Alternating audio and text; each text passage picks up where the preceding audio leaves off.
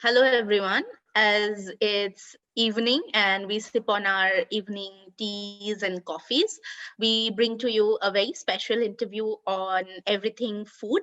We have with us Dr. Kiranmayi Bhushi. She teaches sociology at the School of Social Sciences at Indira Gandhi National Open University, New Delhi. Her ever abiding interest in all things food, from cooking to growing, among other things, has actually led her to undertake research in this area. And her most recent book, Farm to Fingers: The Culture and Politics of Food in Contemporary India, was published by Cambridge University Press, and it came out in 2018. So we welcome you, ma'am, to this particular interview by Doing Sociology. And as you can see, all of us also have our cups with us. Yeah. Uh, yeah. So, ma'am, to begin, you have been engaged in studying food sociologically for quite some time now, and you've also actually have had the experience of running a restaurant. So, how did you become interested in the field, and you started studying food? Uh, First of all, thank you so much for inviting me to this forum. I think it's rather exciting to be in such a format which has hopefully a great deal of audience. So, as you asked me, where did I begin? That's a very difficult question. I think it all began as a child. I always had these cravings, and we were that generation who didn't have too many snacks around. So whenever I had a craving, and my father would say, "Oh, you like this? Why don't you make that?"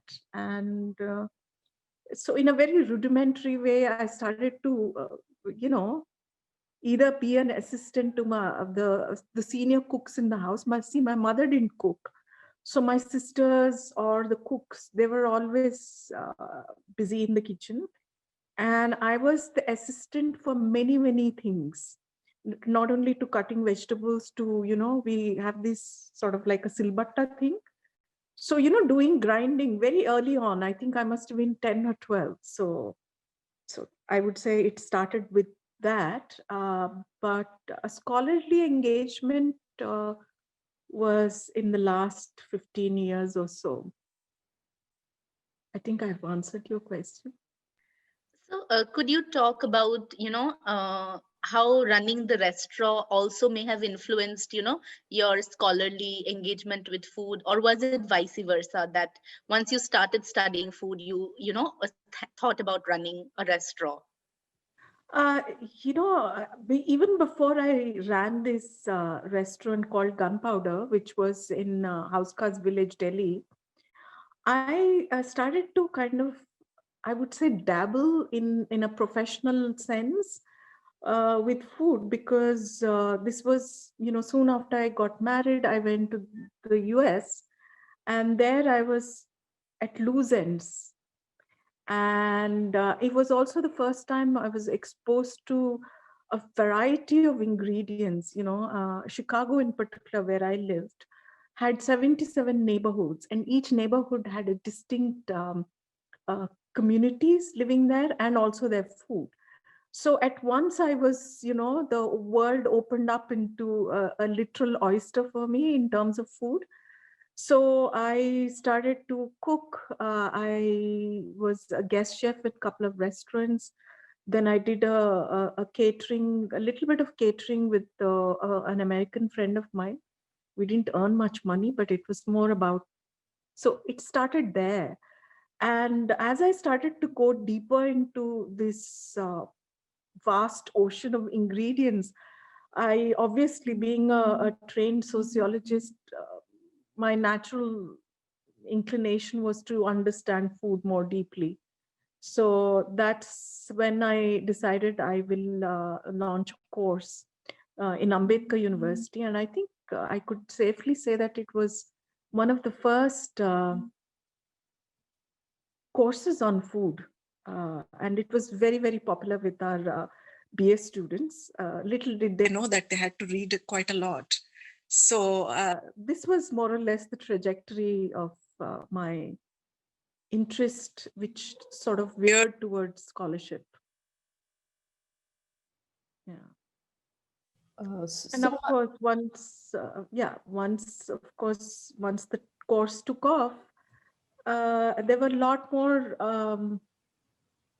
questions that needed to be answered. So I think I'm just beginning to embark on a more serious study, but yes.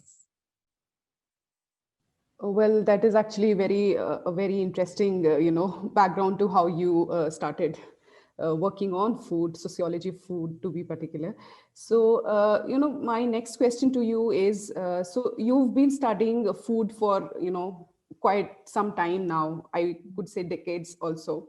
Now, Yeah. so do you think there is something called an Indian cuisine, if there is any? Can you answer that? I mean, can we define an Indian Wow, that is cuisine? the, you know, I would look at food as series of templates, right? Templates, I mean, use for lack of any other word, I'm using the word template. Template because, see, the Indian cuisine has some commonalities. We all tend to use a variety of spices.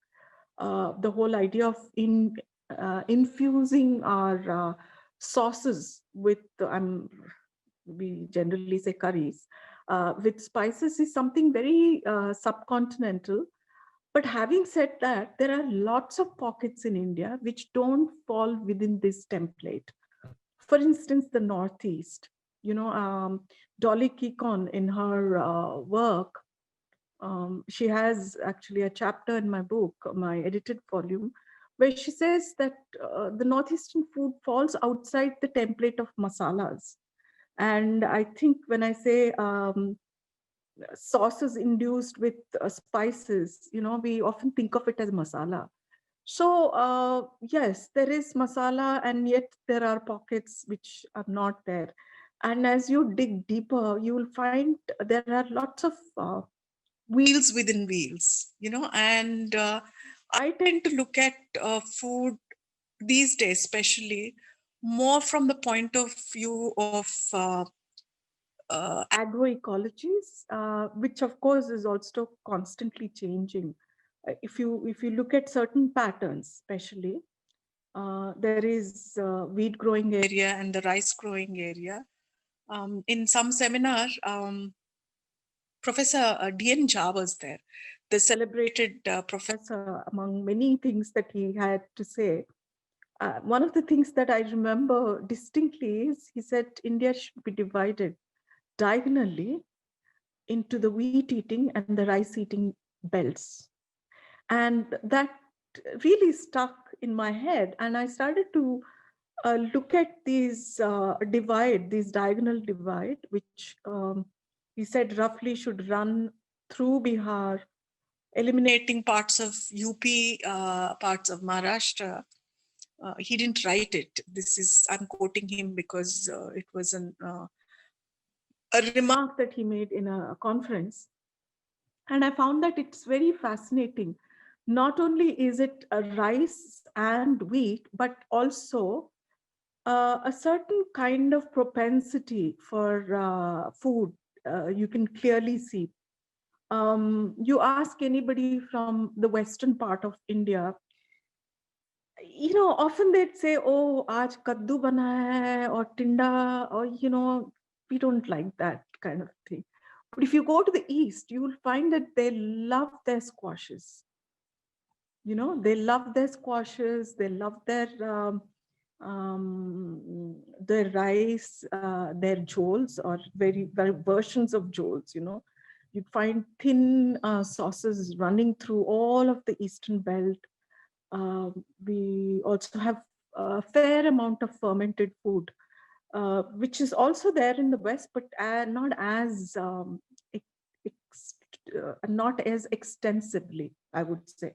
But of course, I'm making huge generalizations. And having said that, I would also say that these agroecological conditions, the availability of food is drastically changing and fast changing. So again, you'd find that things are shifting very quickly.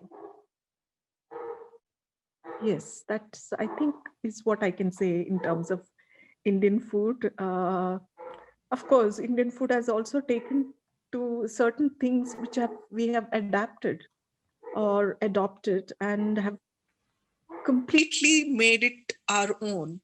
For instance, the so-called Chinese food. You know, the Indian Chinese food is mm, is I wouldn't call it Chinese actually. You know, so we've always managed to add that element of something that makes it Indian. The other day I saw in some kind of a juggi jopdi makeshift kitchen that a girl, these are those Lambadis, Rabari nomadic tribe who live on the, on the sidewalks. So I happened to be buying something and I got a waft of some nice smelling thing that was cooking. And she was sitting right there and cooking. And I asked her what is that she was making. And she said pasta. I was quite surprised, I took a small video of it too, actually. And what she did was actually make it into a curry. And she said you can have it with rotis also and by itself. So we have, I think, a tendency to turn everything into a curry, if at all that can be called Indian. Okay. Yeah. So then my next question to you is, what is the role of different social identities like caste, class, or religion in constructing one's relationship with food in the Indian context? And connected to this question is, how has the relationship between food and the markers of identity of caste or class or religion and ethnicity and gender changed in in the contemporary times in the more connected and globalized world? Well, I'm glad you're asking this question because, I was feeling a little bit of unease with my previous explanation on Indian food. And I really wanted to dwell a little deeper onto certain discourses that fashion that structure or that kind of buttress our food practices. And I think caste is one of those big, ideological framework that comes into play. And of course, it's intersectionality with both gender, class, ethnicity, all of that comes into play. So earlier, when you were asking me something about the Indian cuisine, I think a large part of India, of course, is um, Hindu. Of course, when I say Hindu, I'm qualifying it with the note that we have many, many traditions within the Hindu fold. It's not a monolithic religion, but there are certain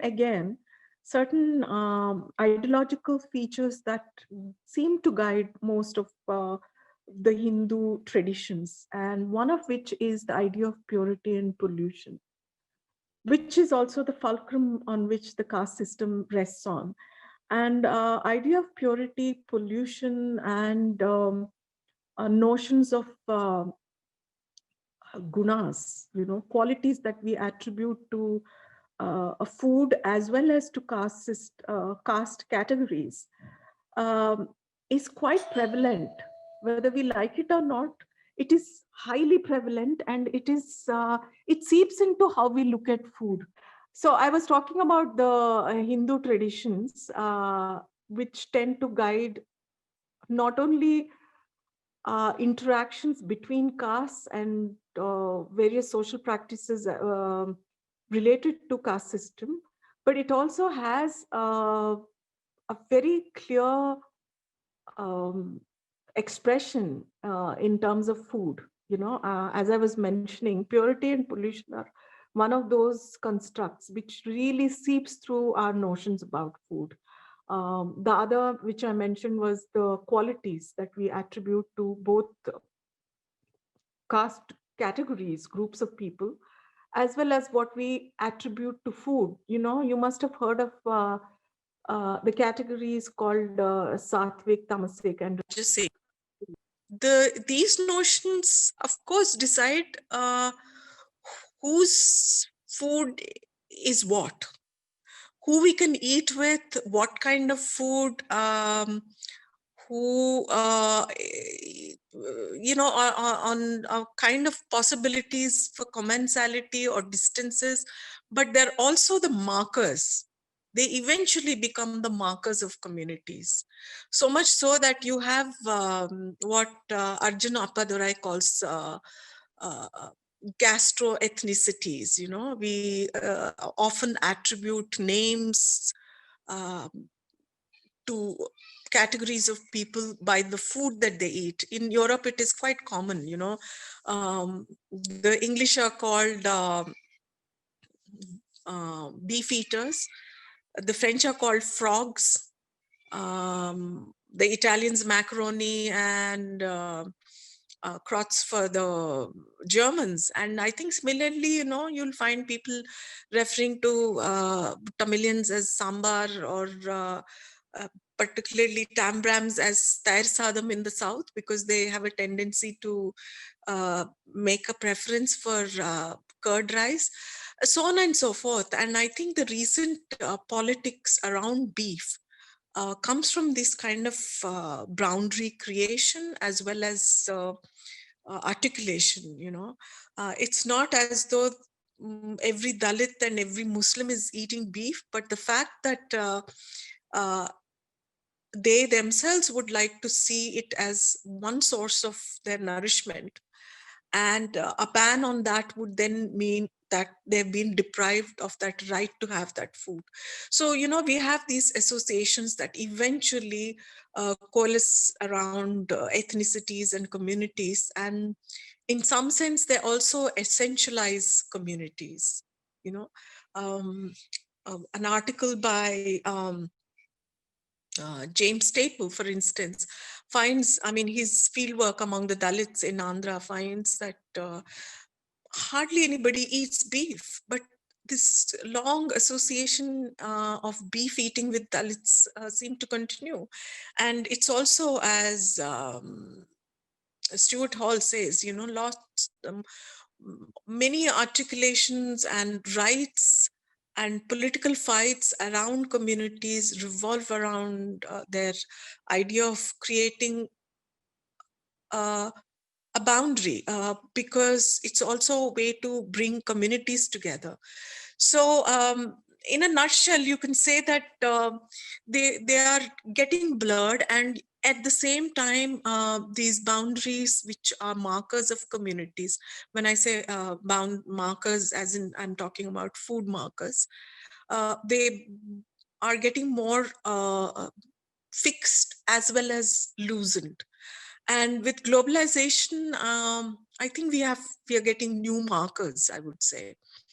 New markers, just to give you an example, not only are food markers of particular primordial identities such as caste or even gender. I'll talk about gender a little later. But also they are signals of somebody's standing in life, a status, so to say. When Chinese becomes passe, you want to move to something more exotic. It's a way of indicating that you can afford something that is not ordinary, or that it has become too common or too popular, and you always seek something that seems more exalted, more exotic, more unreachable, perhaps more expensive.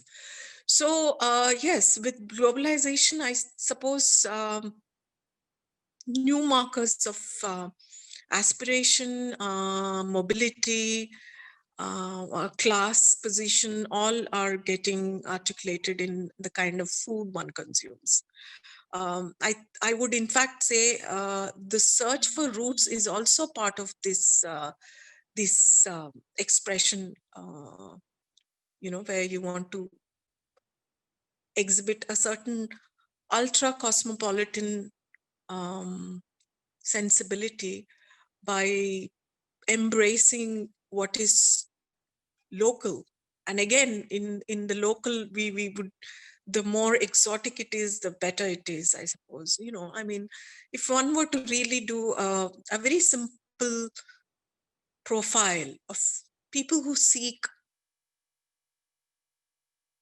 let's say, something very basic, tribal, or somewhat what can be seen as exotic, you'd find it is usually the very uber hype cosmopolitan who would probably reach for those kind of things. So I think all these are expressions of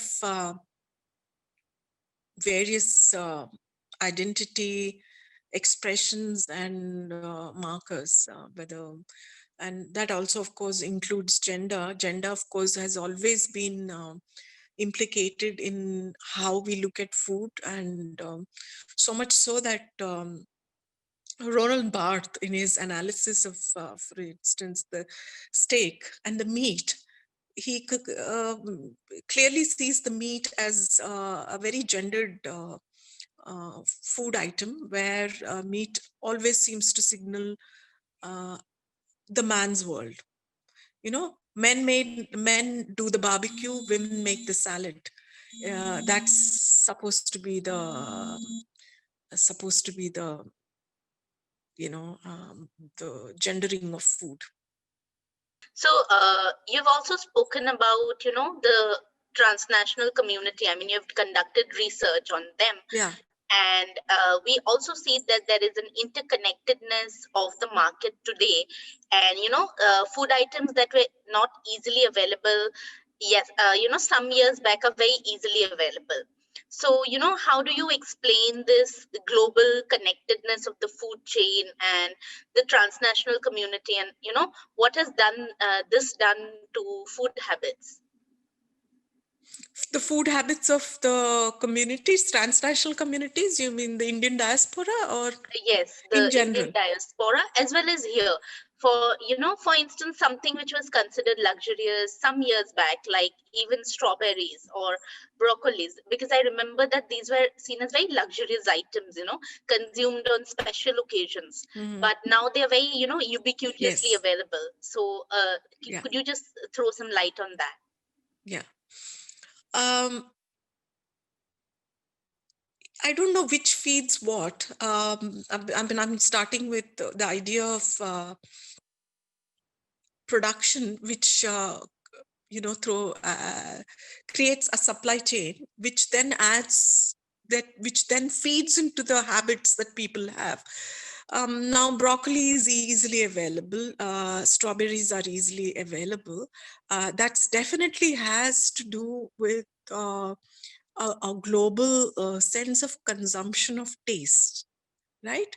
So the demand probably fuels the production of such produce, but I'll just leave that aside for the time being, and I want to start with my field work so I did my field work in Chicago, where I was looking at Indian diaspora, and my interest in food at that point was tangential, but it was always there at the back of my mind, even though I didn't put it in any expansive way in my thesis.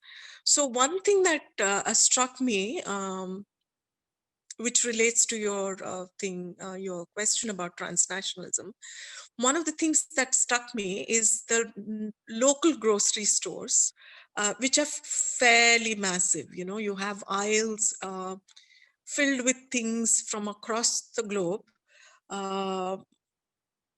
Very few items were available in 2001 to 2008 when I was there, which have to do with Indian cuisine. For instance, in the US by then,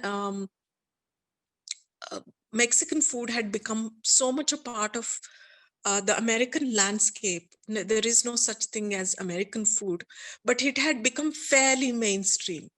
So much so, it was a very interesting for me to see that they could straddle both ethnic food as well as what I would call as the mainstream American food aisles. India did not figure much there. I made another trip after about almost 5 to 6 years, and after a gap of 5 to 6 years, and I saw a massive change in the way America consumed food. I'm just giving this as a backdrop before I come to the Indian diaspora, the transnational communities. And the global discourses on food had really caught up with America too. You know, the search for roots, which is a very general rubric under which I'm putting a whole range of things, one of which was to look for healthy alternatives through food. You know, suddenly the vegetarianism became very popular across Europe and in the Western countries. And there was I would say, some beginning of interest in Indian food where it was seen largely as vegetarian food. So a restaurant that I had visited about 8 years back took on a new avatar, and it had started to, you know, play on um, these health-seeking discourses. You know, so you had vegan food, you had um, you know, turmeric laden stuff, and so on and so forth. So I think the diaspora, the Indian diaspora is situated in this changing scenario, as well as the time when you did not have this kind of interest in Indian food. So if you wanted particular items for Indian food, you had to go to these Little India grocery shops. Thanks to innovative entrepreneurial inputs, that you had lots of grocery stores. The Patel brothers, for instance, were quite famous there, and I think they saw a demand for certain kinds of items. Um, and those items also revealed who are the predominant consumers. You know, for the first time when I went to Patel brothers, for instance, I found that it had fresh greens. In Andhra, it is called gongura, and gongura is a speciality that every, you know, blue-blooded Andhraite would given an arm and a leg to have. So I was quite surprised that Patel brothers had huge stashes of these greens, and which immediately made me realize that, okay, there's a substantial Telugu population which was coming from the Midwest to buy these things. So you had specialty grocery shops, which, as I said, some of those things now started to move into regular aisles in the mainstream supermarkets. Um, but there was a time in the 60s, perhaps in the 70s, my interviews at least revealed, when such sub-regional or regional varieties were rare to find, you know. So people actually carried a cooker with them from India, a pressure cooker. They sometimes carried their dal, they carried their achars with them, but gone are those days. So I think what it has done, as far as I can tell, again based on my field work, is food has become another way to affirm your identity. Uh, you know, something which used to be difficult could now be easily made. So second generation Americans, Indian Americans, I've noticed, are quite familiar with many of the Indian dishes because it's now easy to make. It's another thing. I remember presenting a paper on this, saying that they look for occasions when Indian food can become part of a way of being. And if it is not every day, sometimes there is resistance from the second generation. I remember noting it down in my field work that how many of these second generation teenagers would prefer sambar over pasta. I actually noted it down, you know, because I think it amused me at that point. And there were always these culinary wars between parents and children. The parents somehow felt that they must expose themselves to the cultural heritage, which is also food. And food, incidentally, is the last to leave as far as people's cultural practices are. So many times you find that the immigrants um, create a sense of home through the food. And so it was not only creating a sense of home for the first generation, but it's also passing on this heritage, a cultural, tangible heritage, and also sort of an intangible feeling of home uh, through these practices. And so these culinary wars would go on, but special occasions such as, we have n number of festivities, and that became fixed, in some ways, because the parents would say, no, no, but for Diwali, you must have Indian sweets. Or for Dashera, you must have, this is the tradition. Even if you don't like it, those became fixated in some ways, and they became um, a sort of a repertoire around which traditions were honed, and cultural heritage passed on to second generation, I would say. Um, so that is as far as the availability of those dishes are concerned. But what is also interesting is, earlier Rituparna was talking about this um, globalization of food and its relation to transnationalism. There is some relation, because I think as much as there are markets which are the reason why you have supply of things or movement of goods, it's also people who generate this interest. Again, from my fieldwork notes, if I remember correctly, in the 70s, when the NRI siblings came to India, everybody were nervous. What will the children eat? Because we didn't have pizza in India. We didn't have decent cheese. Would they be happy with just what is available? So people used to go helter skelter, trying to create a comfort zone for these hapless second generation youngsters who probably were missing their food. So it's interesting that the whole thing is, of course, changing, and mm, because the global circulation of food has become uh, so expansive that just about everything is possible now. So that whole divide between the diaspora and Indians back home, as far as food is becoming, the divide is getting lesser and lesser. So I was saying that 2020, the year 2020, has been extraordinary due to the pandemic. And then in this context, how do you see the social nature of food changing? And again, if it then also, do you feel that the traditional food practices such as Ayurveda are sort of coming back and reviving in this due to the COVID-19 pandemic? Yeah, I wouldn't.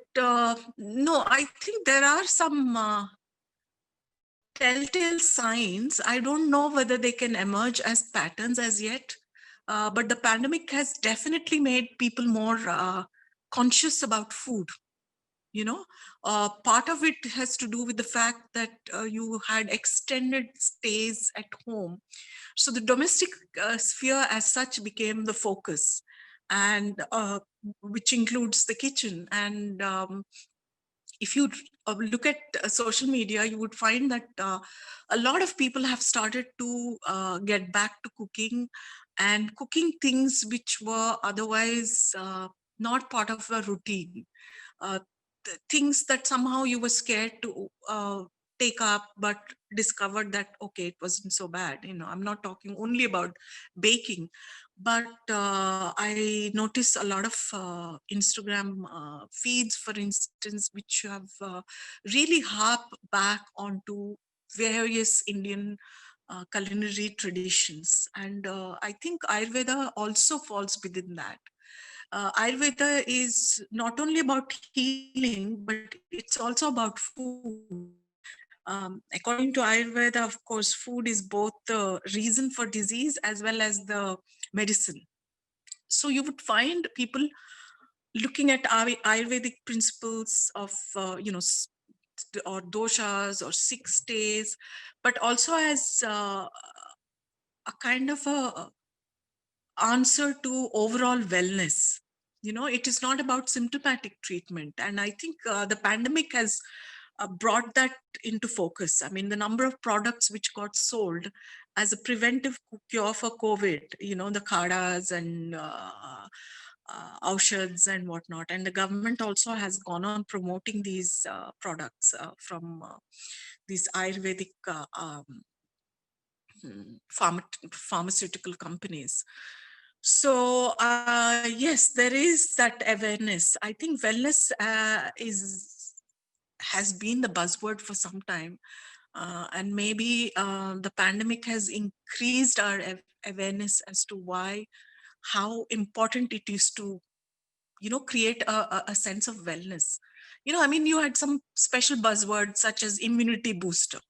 Immunity, just about every product was, if you just needed to have that word immunity became the biggest word that I think of this starting from March. you know uh, yeah, I think immunity is the one. And how do you build immunity except through your food and what you do and how you intake? So natural products definitely saw a fillip in this recent pandemic. But I think, like I said earlier too, this search for roots is the term that I'm using, where a range of practices find their expression under this rubric. Ayurveda is one of them. Look at all the celebrations that are going on. I mean, of course, Diwali always has been celebrated. So was puja, and so is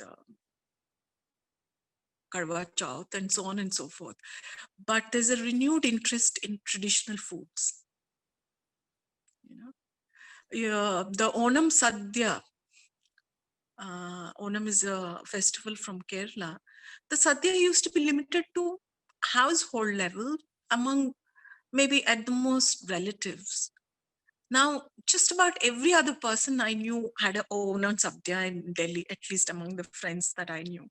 So, suddenly there is a buzz around Onam Sadhya, for instance, and people were taking that extra effort to cook 16 to 21 odd dishes, which I think before the pandemic somehow didn't seem possible. Like I said, there is a shift towards the domestic space, so to say. Yeah. So my next question is sort of related, which is also a last question, is that how do you place, the questions of authenticity and representation that have become so central to food studies, within this ambit? Yeah. Well, yeah. Well, takes, for example, Onam Sadhya itself, it's interesting. I was,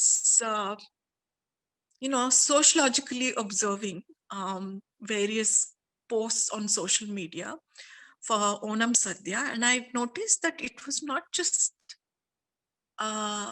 people from Kerala who were making these sadhyas. And that both amused me and also made me think